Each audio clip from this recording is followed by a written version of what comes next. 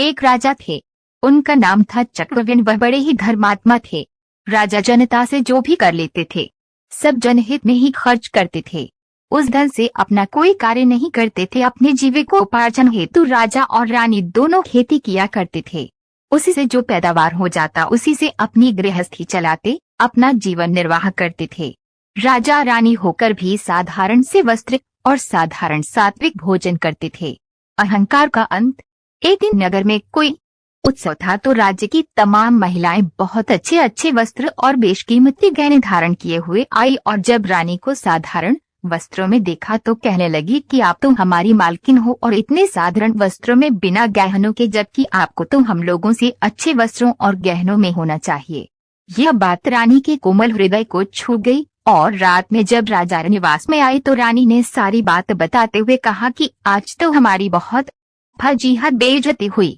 सारी बात सुनने के बाद राजा ने कहा, क्या करूं, मैं खेती करता हूं, जितना कमाई होती है घर गृहस्थी में ही खर्च हो जाता है। क्या करूं, प्रजा से आया धन मैं उन्हीं पर खर्च कर देता हूं। फिर भी आप परेशान न हो, मैं आपके लिए गहनों की व्यवस्था कर दूंगा, तुम धैर्य रखो।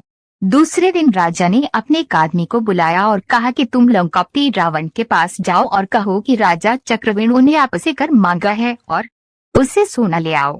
वह व्यक्ति रावण के दरबार में गया और अपना मंतव्य बताया। इस पर रावण अट्टहास करते हुए बोला, अब भी कितने मूर्ख लोग भरे पड़े हैं, मेरे घर देवता पानी भरते हैं और मैं कर दूंगा।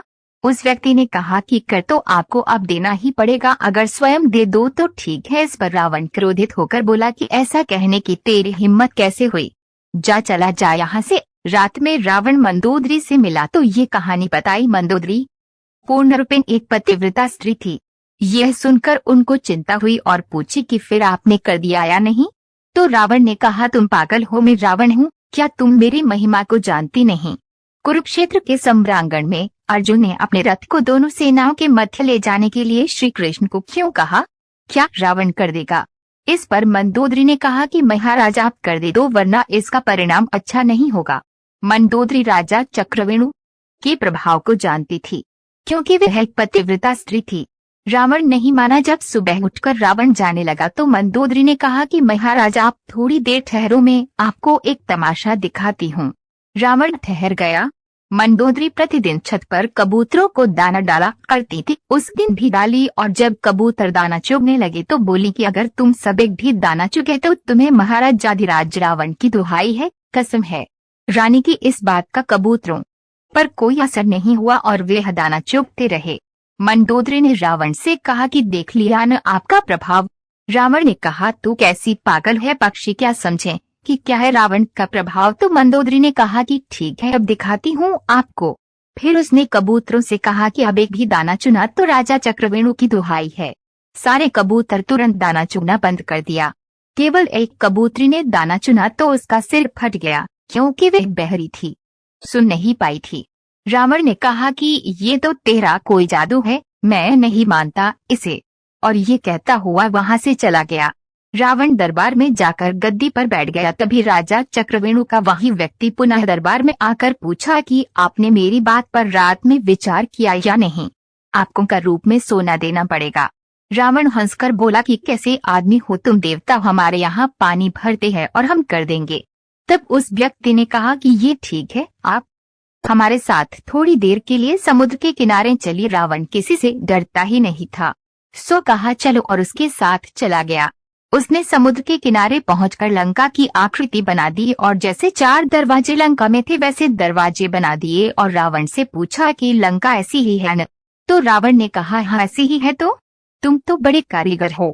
वह आदमी बोला कि अब आप ध्यान से देखें, महाराज चक्रवेणु की दुहाई है। ऐसा कहकर उसने अपना हाथ मारा और एक दरवाजे को गिरा दिया। इधर बालू से बनी लंका का एक हिस्सा बिखरा, उधर असली लंका का भी वही हिस्सा बिखर गया।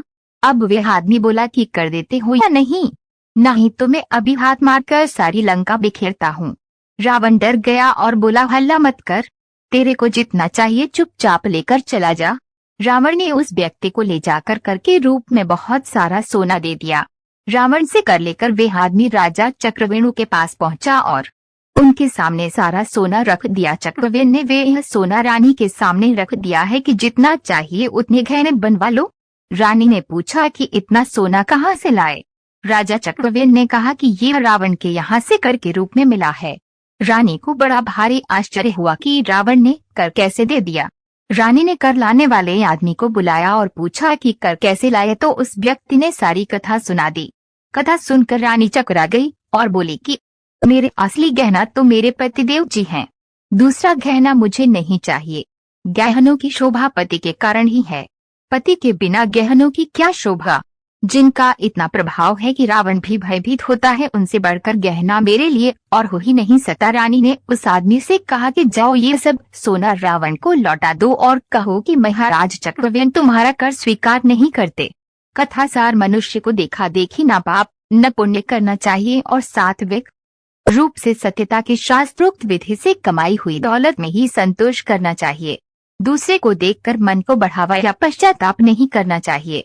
धर्म में बहुत बड़ी शक्ति आज भी है, करके देखिए, निश्चित शांति मिलेगी। आवश्यकताओं को कम कर दीजिए, जो आवश्यकता है उतना ही खर्च करिए, शेष परोपकार में लगाइए। भगवान तो हमारे इन्हीं कार्यों की प्रतीक्षा में बैठे हैं, मुक्ति का द्वार खोले। किंतु यदि हम स्वयं नरकगामी बनना चाहें तो भगवान का क्या दोष।